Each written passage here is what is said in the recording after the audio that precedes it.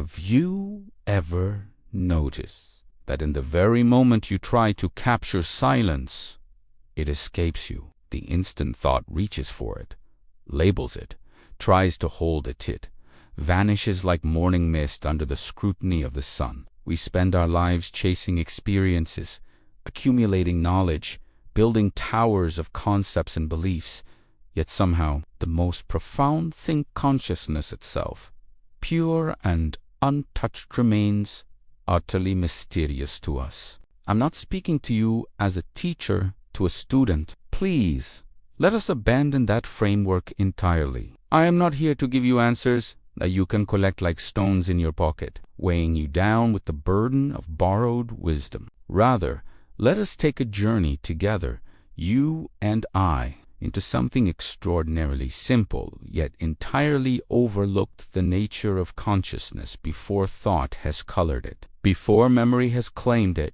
before the mind has turned it into something useful. You see, we live almost entirely in the realm of thoughts. From the moment we wake until the moment we sleep, and even in our dreams, there's this constant chattering, this endless commentary running through our minds. I must do this. Why did they say that? Tomorrow I need to ... double quotes. If only I had ... double quotes. It never stops, does it? This perpetual motion machine of thinking has become so familiar, so constant, that we mistake it for who we are. But this is not an escape from life. This is not about withdrawing into some mystical state, sitting in a cave, transcending the world. That would be just another form of seeking, another movement of thought, trying to achieve something it considers higher or better. No, what we're exploring has everything to do with daily living, with how you relate to your wife, your husband, your children, your neighbor, your work, your own sorrow and joy. You see, when consciousness is not fragmented by thought, when there is no division between the observer and the observed, then action becomes entirely different. Right now, most of what we call action is actually reaction. Someone insults you and you react with anger. You feel lonely and you react by seeking company or distraction. You experience fear about the future and you react by accumulating security, money, relationships, beliefs. This is mechanical, isn't it? Stimulus and response, like a machine. Where is the freedom in that? Take relationship, for example, perhaps the most revealing mirror of our consciousness. When you look at your partner, your friend, your child, do you actually see them? Or do you see your image of them, built from memory, from past experiences, from your needs and expectations? Be honest. When your wife speaks to you, are you listening to her, or are you listening through the filter of everything you know about her? Everything she has been to you, everything you want her to be. This is what thought does. It creates images, and then we relate to the images rather than to the living human beings standing before us. And these images are dead things, aren't they? They're made of the past. So our relationships become a kind of dance between ghosts, my image of you relating to your image of me, while the actual living reality of both of us remains completely untouched, unknown. I have seen marriages of 30 years where the two people have never actually met. They have lived together, shared a bed, raised children, yet they remain strangers because each is living with their own mental construct of the other. When there is conflict, what is really in conflict? Two images are clashing, two sets of memories, two collections of hurts and demands and fears. The actual human beings, the pure consciousness residing in each has never even encountered the other. Now, what happens when thought becomes quiet in relationship? Not suppressed suppression is just another activity of thought, trying to control itself. But when, through clear seeing of how thought creates these images, the whole process simply stops, what remains? There is a quality of attention then that is completely different. You can look at another person without the screen of memory, without comparing them to what they were yesterday or projecting what you hope they'll be tomorrow. You meet them as they are in this moment, fresh, unknown. And in that meeting, something extraordinary happens. There is no you and me as separate entities with separate interests. There is only relationship itself, alive, moving, without center, shifting to fear and security, building urgency. But thought resists this terribly. Why? Because thought's primary concern is security, safety, continuity. The me, which is the central image, thought has created once to survive, to continue, to be protected. And so it builds walls. It accumulates knowledge, experience, possessions, relationships, all as a buffer against the unknown, against death, against the fundamental uncertainty of existence. Have you noticed how much of our life is spent in this fortification? We build careers to secure our future. We build beliefs to secure our minds against doubt. We build reputations to secure our sense of identity. We even build spiritual practices to secure our sense that we're progressing, evolving, getting somewhere. The whole structure of society, with its religions, its nationalism, its economic systems, is based on this craving for security. But there is no security. There never has been. Life itself is insecure. The tree doesn't know if tomorrow there will be rain. The bird doesn't store up achievements to feel worthy. Only human beings, through thought, have created this desperate need for certainty in a universe that offers none. And in trying to make ourselves secure, we have made ourselves deeply insecure, because the self that seeks security is itself insecure. It's just a concept, an idea, a collection of memories and hopes that we desperately try to keep consistent. When that image is threatened by criticism, by failure, by change, we suffer tremendously. We feel our very existence is at stake. But what actually is at stake? Only an idea, an image.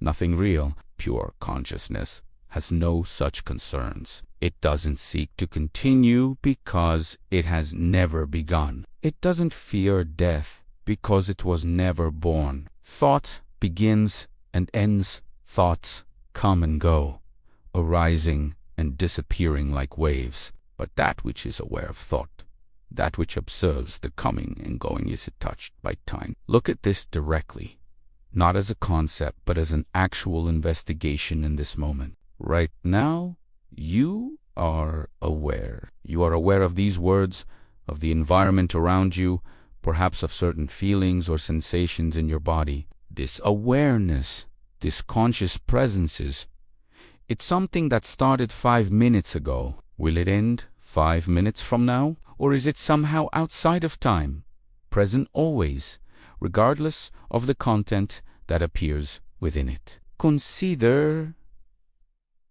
the sky. Clouds appear in its storm clouds, white clouds, clouds of every shape and color. They move across the sky, they change, they eventually dissolve. From the ground, we might say, what a cloudy day, or what a clear day, as if the sky itself changes. But does it? The sky remains what it is, vast and unchanging, whether there are clouds or no clouds, storm or sunshine. The sky doesn't become cloudy. Clouds appear in the sky. Consciousness is like this sky.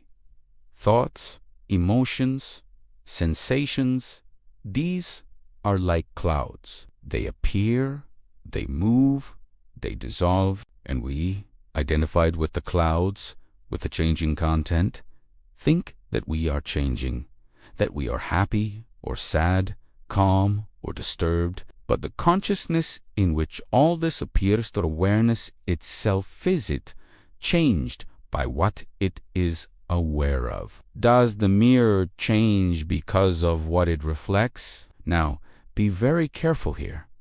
I'm not giving you a new belief system. I'm not saying you are consciousness, not thought, so now identify with consciousness instead. That would be just another game of thought, another image to cling to, another achievement to pursue. I am pure consciousness. That becomes just another conclusion, another dead thing in the mind. What we're looking at together requires no belief whatsoever. In fact, belief is the very thing that prevents seeing.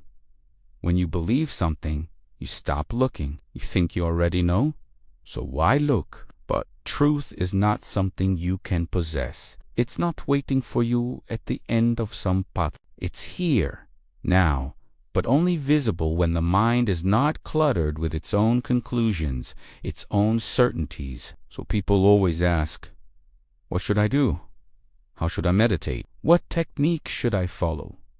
You see the problem? The question itself comes from thought, from the me who wants to achieve something, to become something better, to reach some state of enlightenment. The questioner is the question. As long as there is someone trying to be conscious, consciousness remains obscured. This is why I have always said that the observer is the observed. When you look at your anger, there seems to be you watching your anger as if they are separate. But are they? Look carefully. The entity that says, I am angry, or I should not be angry, or I must overcome my anger, is this entity different from the anger itself? Or is it all one movement of thought, creating an artificial division within itself? When you see that the observer is the observed, something radical happens. The whole machinery of psychological conflict comes to an end. Because what is conflict? It's the division between what is and what should be, between the actual and the ideal. I am fearful, but I should be brave. I am jealous, but I should be loving.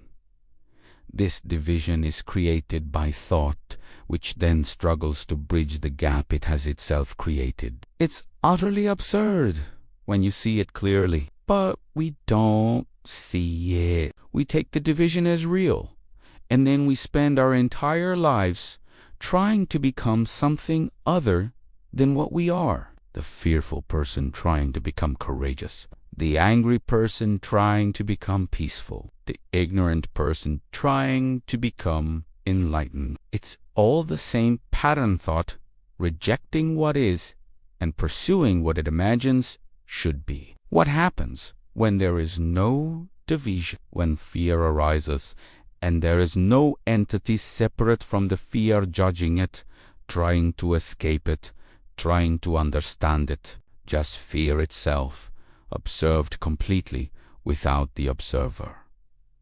Have you ever experienced this? Not tried to experience it, that's still the observer seeking, but has it ever happened naturally? Perhaps in a moment when you were so completely present that the usual mental machinery stopped. When this happens, the fear is no longer your fear. It's simply fear, a movement of energy in consciousness. And when it's not resisted, not pushed away, not clung to, it moves through completely. It doesn't leave a residue. It doesn't become part of your psychological memory, your story about who you are. It arises like a wave and dissolves back into the ocean, leaving the ocean unchanged. Deepening, philosophical, exploratory, this is living without the burden of the past. Most of us are so weighted down by accumulated experience, by psychological memory, that we're barely alive at all. We're living in a kind of recorded repetition, playing out patterns established long ago. You can see this clearly in how we respond to situations. Someone criticizes you, and instantly there is hurt. But why? Because thought has recognized a criticism as a threat to your self-image, and it responds with a hurt reaction that has been programmed through years of conditioning. It's all mechanical, determined by the past. Pure consciousness, on the other hand, has no continuity in time. Each moment is completely new to it because it carries nothing from the previous moment. It is like a mirror that reflects whatever comes before it but retains no impression once the object moves away. Can you imagine living this way, meeting each moment, each person, each situation as if for the first time, with no accumulated judgment, no comparison, no expectation? You might say, but wouldn't that be impossible? Don't we need memory? Don't we need to learn? Have you ever noticed that in the very moment you try to capture silence, it escapes you? The instant thought reaches for it, labels it, tries to hold it, vanishes like morning mist under the scrutiny of the sun. We spend our lives chasing experiences, accumulating knowledge, building towers of concepts and beliefs, yet somehow the most profound thing, consciousness itself, pure and untouched, remains utterly mysterious to us.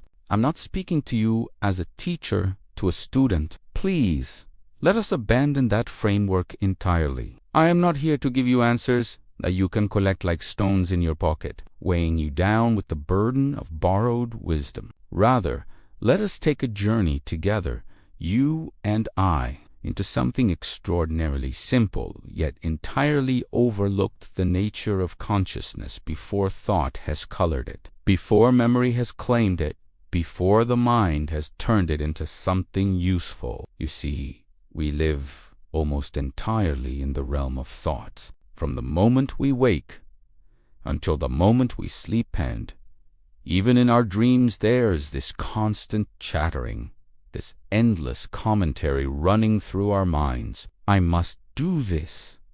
Why did they say that? Tomorrow I need to ... double quotes.